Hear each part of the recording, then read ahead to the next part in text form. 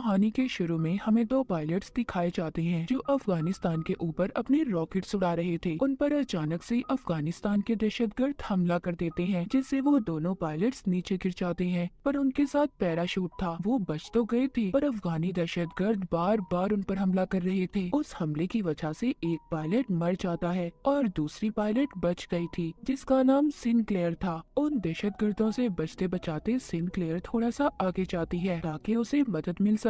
वो एक बंकर के पास पहुंच गई थी जिधर रशियन जुबान में कुछ लिखा हुआ था। अब क्योंकि वो रशियन जुबान तो नहीं जानती थी, इसीलिए वो बंकर के दरवाजे को खोल देती है। पर सिनक्लेयर के पीछे और भी दहशतगर्द थे और उस पर हमला करने लगते हैं। सिनक्लेयर भी उनका मुकाबला कर रही थी, पर वो तादाद में बहुत ज्यादा थे, इसीलिए वो उनका मुकाबला नहीं कर पाती। तभी एक आदमी उधर रॉकेट लॉन्चर छोड़ता है, जिससे अब उस बंकर का दरवाजा पूरा खुल गया था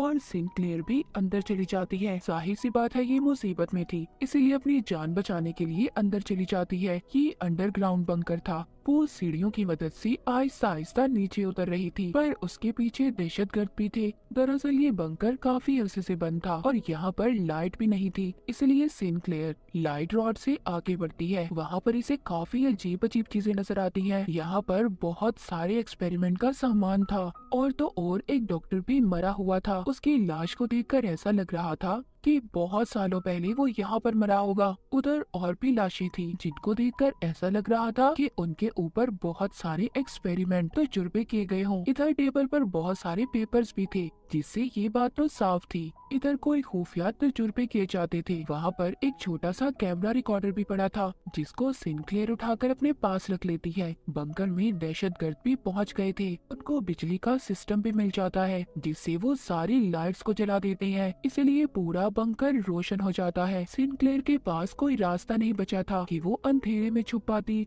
लाइट जलने पर हमें बहुत सारे चैम्बर नजर आते हैं जो शीशे के बने हुए थे। उनमें किसी क्रिएचर जैसी चीज बंद थी, पर वो इंसान जैसे ही लग रहे थे। यहाँ पर जब ये लोग एक दूसरे पर गोलियां चला रहे थे, तभी ये गोली चैम्बर पर लग जाती है, जिसमें से एक क्रिएचर बाहर आकर गिरता है।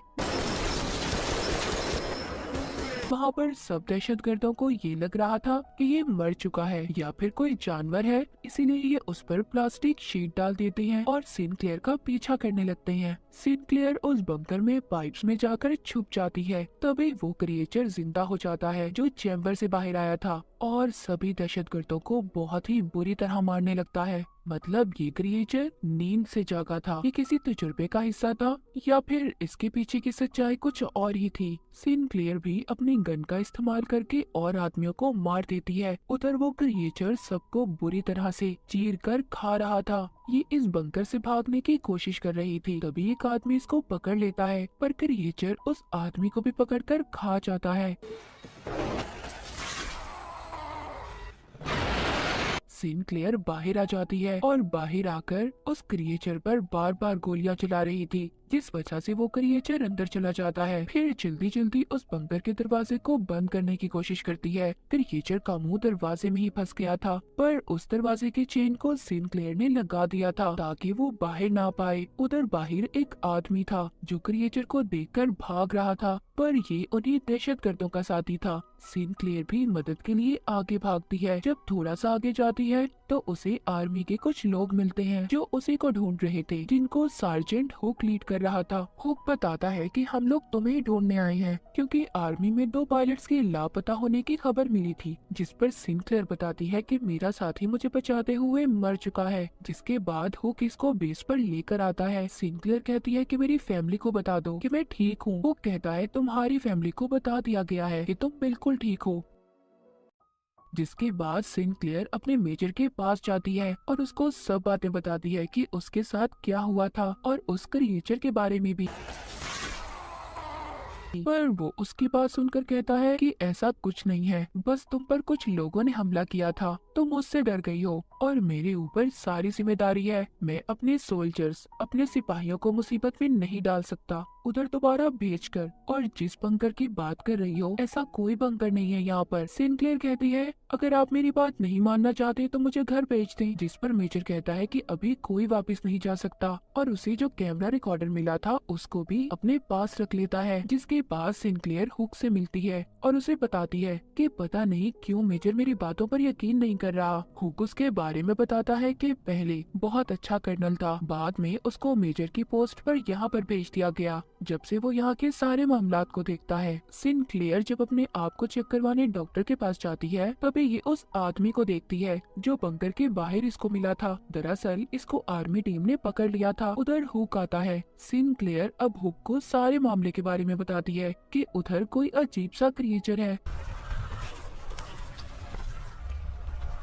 हुक सुनकर कहता है कि अगर तुम सच कह रही हो तो हमें वो सेटेलाइट पर क्यों नहीं नजर आया। वो बताती है कि वो बंकर काफी अरसे से बंद था और उस पर रशियन जुबान में कुछ लिखा हुआ था। तभी वो आदमी बोलता है जो दहशतगर्दों का साथी था, उसको रशियन जुबान आती थी। वो कहता है उधर लिखा था डू नॉट ओपन, आप इसको नहीं खोल सकते और तुमने उस बंकर को खोलकर बहुत बड़ी गलती की है। सिनक्लेयर आगे बताती है उधर बहुत सारे चैम्बर थे, उनमें कोई चीज थी और वो इंसान तो बिल्कुल नहीं थे जिसने हम पर हमला किया था। वो आदमी कहता है हाँ मैं भी इस बात को मानता हूँ। हुक कहता है अगर ऐसी बात है तो जिस जगह के बारे में मुझे तुम बता रही हो वो तो मुझे बहुत पुरानी लगती है, शायद वो कोई 30 साल पुराना होगा और फिर तो ये बात मानी जा सकती है। उधर कोई इंसान तो नहीं था सिनक्लेयर जिसने तुम पर हमला किया। उधर मेजर को दिखाया जाता है जिसको अपने कर्नल की कॉल आती है जिसने उसे सिनक्लेयर से कैमरा लेने का कहा था। मतलब कोई राज तो था जो सबसे छुपाया जा रहा था। उस बंकर में अब सभी क्रिएचर्स जाग चुके थे और आहिस्ता आहिस्ता बाहर आने लगते हैं। इधर सिनक्लेयर उस आदमी से पूछ रही थी जो दहशतगर्दों का साथी था कि तुम उनका साथ क्यों दे रहे थे। वो कहता है कि साथ देना मेरी मजबूरी है, मैं एक ड्राइवर हूँ, मैंने आज तक किसी को नहीं मारा और अगर मैं उन लोगों का साथ ना दूं तो वो मेरी फैमिली को खत्म कर देंगे। तभी दिखाया जाता है कि उन क्रिएचर्स ने बेस पर हमला कर दिया था। वो क्रिएचर्स बहुत ज्यादा ताकतवर थे और सबको मारने की कोशिश कर रहे थे।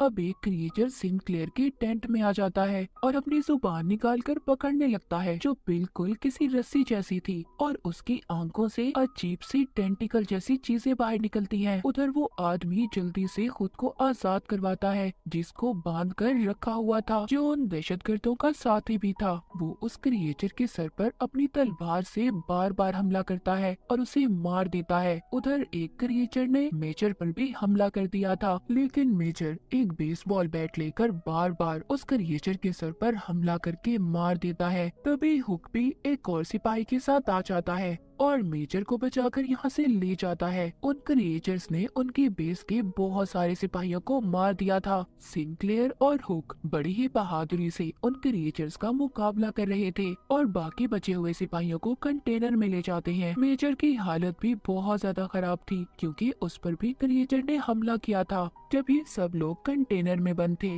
बाहर वो क्रिएचर्स अपने क्रिएचर साथी और सिपाहियों की लाशों को उठाकर साथ ले जा रहे थे। इधर कंटेनर में वो आदमी जो दहशतगर्दों का साथी था। सब कहते हैं क्या इस पर एतबार किया जाना चाहिए। सिनक्लेयर कहती है हाँ हम इस पर भरोसा कर सकते हैं। हुक उससे कहता है देखो अगर तुम कुछ जानते हो तो प्लीज मुझे बता दो। वो बताता है जब मैं पैदा भी नहीं हुआ था मेरे मुल्क पर रशिया का कब्जा था, तभी एक सितारा जमीन पर आकर गिरा तो सभी वहाँ के लोगों को ये लगा कि ये गॉड का कोई निशान है, पर वो एक जंग का निशान था लेकिन असल में वो किसी एलियन शिप जैसा था। फिर हमारी जंगें होना शुरू हुई, अफगानियों के पास और भी बहुत अच्छे हथियार आए, सब कुछ आहिस्ता आहिस्ता ठीक हो रहा था। जिसके बाद हमारे गांव से कभी कोई औरत गायब हो जाती तो कभी कोई आदमी, कुछ लोगों की तो बहुत बुरी हालत में लाश मिला करती थी जिससे सबको ये लगता था कि ये काम किसी जानवर का है, पर ऐसा नहीं था। मेरे डैड इस बात का पता करने कुछ गांव वालों को लेकर बंकर तक गए जिसके बाद वो कभी वापस नहीं आए, ना मेरे डैड और ना वो लोग जो उनके साथ गए थे। ये सारी कहानी सुनने के बाद अगली सुबह जब ये कंटेनर से बाहर आते हैं तो बेस पर कोई भी नहीं था। वो क्रिएचर्स अपने साथ सभी सोल्जर्स सिपाहियों की लाशों को ले गए थे। ये एक टेंट में आते हैं जहाँ पर एक क्रिएचर था, लेकिन वो मर चुका था। शायद इस क्रिएचर के साथ ही इसे साथ ले जाना भूल गए थे। वहाँ पर एक सिपाही इसको देखने लगता है, उसका मुआयना कर रहा था। उसके दांत किसी शार्क जैसे थे और जिस्म किसी शील्ड जैसा, इसीलिए उन क्रिएचर्स को गोलियों का भी असर नहीं होता था। वो जब उस क्रिएचर को और करीब से देखता है तो उसे पता चलता है कि इसके अंदर ह्यूमंस इंसानों के सेल्स मौजूद हैं। मतलब ये क्रिएचर इंसान ही थे। उधर दूसरी तरफ जब मेजर को होश आता है तो वो बताता है जो उसे इन क्रिएचर्स के बारे में पता था। वो कहता है कि आर्मी इंटेलिजेंस को पहले ही पता था कि उधर क्या है। वो बंकर रशियन का था। उस कैमरा रिकॉर्डर से ये पता चला है कि उधर बहुत सालों पहले एक एलियन की स्पेसशिप आकर गिरी जो रशियन कमांडर को मिली थी, और उन्होंने उस एलियन के डीएनए को इंसानों के डीएनए से बदलने का फैसला किया, जिसका नतीजा ये क्रिएचर्स है। वो कहता है ये क्रिएचर्स हमें टेस्ट करने आए थे, हमारी कमजोरी का पता करने, जैसा वो क्रिएचर सिनक्लेयर के साथ कर रहा था। वो दरअसल उसकी सोच को चेक कर रहा था, मगर अचानक से ये क्रिएचर भी जिंदा हो जाता है और सब पर हमला करने लगता है। मगर मेजर उस क्रिएचर पर बॉम्ब लेकर कूद जाते हैं, जिससे अब मेजर भी मर गए थे। उधर इसके बाद सब लोग ये फैसला करते हैं कि ये उस बंकर को उड़ा देंगे। पहले हुक उस आदमी को कहता है जो दहशतगर्दों का साथी था कि तुम आजाद हो और जा सकते हो, लेकिन वो कहता है नहीं, मैं आप लोगों की मदद करूंगा। जिसके बाद वो क्रिएचर का मुकाबला करने के लिए तैयार था, बैठा अपनी तलवार साफ कर रहा था और सिनक्लेयर उसके पास आती है। वो बताता है कि ये तलवार मेरे डैड की है।